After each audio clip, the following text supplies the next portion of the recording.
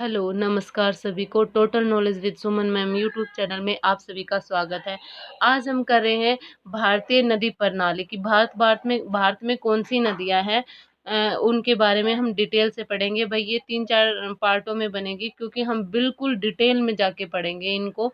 और इनकी जो सहायक नदियाँ हैं, तो देखिए हिमालय नदी है, वो से जो हिमालय नदी मतलब कि जो हिमालय पर्वत से जो नदियाँ निकलती है, उन्हें बारहमासी नदियाँ कहते हैं। और दूसरी प्रायद्वीपीय नदियाँ, जो दक्षिण भारत में बहती हैं, उन्हें प्रायद्वीपीय नदियाँ कहते हैं। हिमालय नदियों को 3 भागों में बाँटा गया है, सिंधु नदी तंत्र, गंगा नदी तंत्र और ब्रह्मपुत्र नदी तंत्र। इसमें सिंधु नदी तंत्र में हम सिंधु की सहायक नदियाँ पढ़ेंगे, गंगा नदी तंत्र में गंगा की सहायक नदियाँ पढ़ेंगे, ब्रह्मपुत्र नदी तंत्र में हम ब्रह्मपुत्र की सहायक नदियाँ पढ़ेंगे। प्रायद्वीप में की द्वीपीय नदियाँ उन्हें भी 2 भागों में बाँटा गया। किसी में पश्चिमी घाट उद्गम जो पश्चिमी घाट से निकलती हैं वो नदियाँ, और विंध्य श्रेणी से जो नदियाँ निकलती हैं वो नदियाँ। तो पश्चिमी घाट से कौन सी नदियाँ निकलती है? मुख्य 4 नदियाँ पश्चिमी घाट से निकलती है, कृष्णा, गोदावरी, कावेरी और पेन्नार नदी। ये मुख्य 4 नदियाँ पश्चिमी घाट से निकलती हैं। महानदी, ताप्ती और नर्मदा, ये विंध्य श्रेणी से निकलने वाली मुख्य नदियां हैं। अब भाई हम सबसे पहले कौन सी सिंधु नदी तंत्र पढ़ेंगे। आज हम पढ़ेंगे सिंधु नदी तंत्र। भाई आपको चैप्टर बोरिंग लगेगा, लेकिन बिल्कुल डिटेल में करवाया गया है। अगर आप ये नदियों के चैप्टर बिल्कुल ध्यान से ये वीडियो देख लेंगे, तो आपको नदियों से रिलेटेड कोई भी दिक्कत नहीं आएगी, बिल्कुल भी दिक्कत नहीं आएगी। बिल्कुल डिटेल में करवाया गया है। और अगर इससे पहले मैंने दर्रे करवाए हैं, दर्रे करने ज़रूरी हैं क्योंकि जो हिमालय की जो नदियाँ हैं वो दर्रों से निकलती हैं। हिमालय की नदियाँ हैं वो दर्रों से निकलती हैं और दर्रे करने बहुत ज़रूरी है। तो डिस्क्रिप्शन में आपको उसका लिंक मिल जाएगा, तो आप जाके देख सकते हैं। साथ ही मैंने एनसीईआरटी एसएस की 8th क्लास की सीरीज चलाई हुई है, जिसमें मैंने 3 लेसन करवा चुकी हूँ। अगर आपको देखने हो तो आप मेरे चैनल पर विजिट करके देख सकते हैं। तो चलिए हम स्टार्ट करते हैं। सिंधु नदी तंत्र देख, इसकी कुल लंबाई कितनी है? 2880 किलोमीटर कुल लंबाई है। भारत और पाकिस्तान दोनों की मिलाकर कितनी है? 2880 किलोमीटर। अगर पूछा जाए सिर्फ भारत में इसकी लंबाई कितनी है, तो सिर्फ भारत में इसकी लंबाई है 1114 किलोमीटर। भारत में इसकी लंबाई है, यानी भारत में 1114 किलोमीटर लंबी ये बहती है। कुल लंबाई है 2880 किलोमीटर। ये हिमालय में निकलने वाली नदियों में सबसे पश्चिमी नदी है। सबसे पश्चिमी नदी ये है, हिमालय से जो नदियाँ निकलती हैं उनमें से। इसका उद्गम स्थल देखिए। इसका उद्गम स्थल है भाई तिब्बत के कैलाश श्रेणी के मानसरोवर झील से। ये सभी जो किसी भी आप वीडियो में देखोगे तो यही बताते हैं, कैलाश पर्वत श्रेणी के मानसरोवर झील से। लेकिन जो मेन जगह है वो देखिए, तिब्बत में जो सिंगी खाना है ना, शेरमुख कहते हैं, उसके पास से ये निकलती है। शेरमुख से ये नदी निकलती है। ठीक है। अब देखिए इसकी सहायक नदियाँ कौन कौन सी है? सतलज, व्यास, रावी, चेनाब, झेलम, ये इसकी सहायक नदियाँ हैं। अब इन नदियों को हम बिल्कुल डिटेल में पढ़ेंगे, ये कहाँ पर से ये निकलती हैं और कहाँ पे जाकर ये सिंधु नदी में मिलती हैं। इन सब के बारे में हम अब देखते हैं। आगे देखिए भाई, अब ये है, जब ये पाकिस्तान में चली जाती है सिंधु नदी, तो ये कराची में के पूर्व से निकलती हुई अरब सागर में मिल जाती है। और ये जो जो भारत में जो सिंधु नदी बहती है वो जम्मू कश्मीर के केवल लेह जिले में ही बहती है।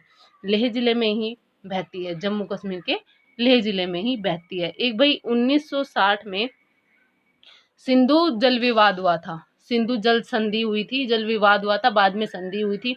तो इस संधि में मध्यस्थता किसने की थी भाई? इस संधि में मध्यस्थता की थी विश्व बैंक ने। विश्व बैंक ने। और हमारे देश के तत्काल प्रधानमंत्री पंडित जवाहरलाल नेहरू और पाकिस्तान के तत्काल राष्ट्रपति अयूब खान ने इस संधि पर हस्ताक्षर किए थे। इस संधि के अनुसार 3 नदियों पर इंडिया का अधिकार हुआ था और 3 नदियों पर पाकिस्तान का अधिकार हुआ था। 3 नदियां जिन पर भारत का अधिकार था वो कौन सी थी भाई? व्यास, रावी, रावी और सतलज। इन 3 नदियों पर भारत का सतलज, इन 3 नदियों पर भारत का अधिकार था और इन 3 नदियों का 80% जल भारत यूज़ करेगा और 20% जल पाकिस्तान यूज़ करेगा, ये कहा गया था। सेकंड देखिए, जो 3 नदियाँ जिन पर पाकिस्तान का अधिकार बताया गया था, वो कौन-सी थी? भई इसमें थी सिंधु, सिंधु, चेनाब, चेनाब और झेलम, झेलम।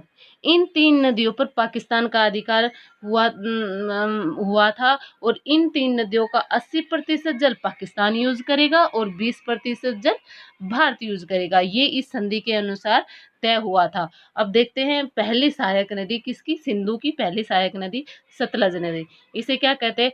सतुद्री नदी, सतुद्री नदी।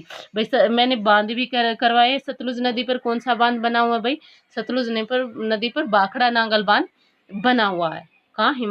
हिमाचल प्रदेश में भाखड़ा नांगल बांध सतलुज नदी पर बना हुआ। मैंने बांध विट्रिक करवाए हुए हैं, आप मेरे चैनल पर विजिट करके जाकर देख सकते हैं। तो इसका भाई देखिए, इसको जो उद्गम स्थल कौन सा है? ये है मानसरोवर के निकट राक्षसताल झील से निकलती है। राक्षसताल झील भी बोल देते हैं, राक्षसताल झील भी बोल देते हैं। और ये भारत में कहाँ से प्रवेश करती है? सिपलीला दर्रे। मैंने दर्रे करवाए हैं इससे पहले की वीडियो में। दर्रे इसलिए करवाए थे क्योंकि दर्रों से ही जो नदियाँ भारत में प्रवेश करती है या जो उनका उद्गम स्थल है वो दर्रों से ही है। तो सिपलीला दर्रा है, उसके पास से ये भारत में जो पंजाब है, पंजाब के मैदान में प्रवेश करती है। तो पूछा जा सकता है कि सतलुज नदी किस दर्रे से भारत में प्रवेश करती है? सिपलीला दर्रे से भारत में प्रवेश करती है। कौन सी नदी? सतलुज नदी प्रवेश करती है। आगे देखिए, यह भाखड़ा नांगल परियोजना के नहर तंत्र को पोषित करती है। मैंने अभी बताया था सतलुज नदी पर कौन सा बांध है? भाखड़ा नांगल। और भाखड़ा नांगल नहर परियोजना सतलुज नदी पर बनी हुई है। किस पे बनी हुई है भाई? सतलुज नदी पर बनी। और जो सतलुज नदी है आगे चल जाकर व्यास नदी में मिल जाती है, व्यास में मिलती है और फिर व्यास जाके सिंधु नदी में मिलती है। सतलुज पहले जाकर व्यास में मिलती है, ठीक है भाई। सतलुज किस में मिलती है? व्यास में मिलती है। अब देखिए भाई, सेकंड सहायक नदी, दूसरी सहायक नदी है व्यास। व्यास का दूसरा नाम क्या है? विपाशा। ये रोहतांग दर्रे के निकट व्यास कुंड से निकलती है। दर्रे बताए थे रोहतांग, रोहतांग का मैंने रोहतांग दर्रा है वो किस किस को मिलाता है भाई? ये मनाली और लेह को मिलाता है। मैंने दर्रों में आपको पढ़ाया है, मनाली और लेह को कौन मिलाता है? रोहतांग दर्रा मिलाता है। ये व्यास कुंड से निकलती है, रोहतांग दर्रे के पास से। और ये पंजाब के मैदान में प्रवेश करती है जहाँ हरिएक के पास सतलुज नदी में मिल जाते हैं। सतलुज में अभी मैंने पढ़ा है तो सतलुज व्यास में मिलती है, तो व्यास सतलुज में ही मिलेगी भाई। और फिर ये दोनों जाकर सिंधु नदी में मिल जाती है। आगे देखिए, आगे भाई रावी नदी। रावी नदी का दूसरा नाम क्या है? परुसनी या इरावती। भाई ये जो इनके दूसरे नाम है वो भी एक बार देख लीजिएगा क्योंकि ये एग्जाम में पूछे जा सकते हैं। ये कहाँ से निकलती है भाई? जो रावी नदी है ये निकलती है हिमाचल प्रदेश की कुल्लू पहाड़ियों में से निकलती है, रोहतांग दर्रे के पश्चिम से निकलती है। ये भी व्यास नदी है, वो भी रोहतांग दर्रे के पास से निकलती है, और रावी नदी है वो भी रोहतांग दर्रे के पास से रोहतांग दर्रे के पश्चिम से निकलती है। ये रोहतांग दर्रे के निकट जो व्यास कुंड है वो वहां से निकलती है। आगे देखिए भाई, चेनाब नदी। चेनाब नदी है, उसका दूसरा नाम क्या है? अस्किनी नदी, अस्किनी नदी। यह नदी है दो नदियों के मेल से धाराओं के मेल से बनी है। कौन कौन से? चंद्रा और भागा, इसलिए इसे चंद्रभागा नाम से भी जाना जाता है। पूछा जा सकता है चंद्रभागा नाम से किस नदी को जाना जाता है, तो वो चेनाब नदी है। और भाई ये भारत में इसकी कुल लंबाई कितनी है? 1180 किलोमीटर चेनाब नदी की कुल लंबाई भारत में है। और ये जो जो हुआ था, ये सिंधु जल विवाद हुआ था, उसके अनुसार चेनाब नदी पर किसका अधिकार है? पाकिस्तान का अधिकार अधिक है। अब देखिए भाई, झेलम नदी। जो झेलम नदी है उसे विस्तता नदी भी बोलते हैं। ये कहाँ से निकलती है? ये पीर पंजाल के गिरिपाद में स्थित वेरीनाग झील से निकलती है। ये याद रखना जरूरी है, वेरीनाग झील से निकलती है कौन सी? झेलम नदी। और ये पाकिस्तान के झंग के निकट चेनाब में मिल जाती है। चेनाब और झेलम दोनों मिलकर फिर सिंधु में मिलती है। और आपकी जो व्यास और सतलुज दोनों मिलकर फिर सिंधु में मिलती है। भाई ये इनकी सहायक नदियां हैं। एक बार फिर से देख लेते हैं भाई। सिंधु नदी की कुल लंबाई है 2880 इसकी कुल लंबाई है। और ये सबसे पश्चिमी नदी है हिमालय से निकलने वाली, और ये कैलाश पर्वत के मानसरोवर के पास से निकलती है। सतलुज, व्यास, रावी, चेनाब, झेलम इसकी सहायक नदियां हैं भाई। इसकी सहायक सतलुज का दूसरा नाम कौन सा है भाई? सतलुज का दूसरा नाम है सतुद्री नदी है। और आगे देखिए भाई, सतलुज के बाद है आपकी व्यास का दूसरा नाम विपाशा है, और रावी का दूसरा नाम इरावती या पुरुषणी है, और चेनाब का दूसरा नाम अस्किनी है, और झेलम का दूसरा नाम विस्तृता नदी है।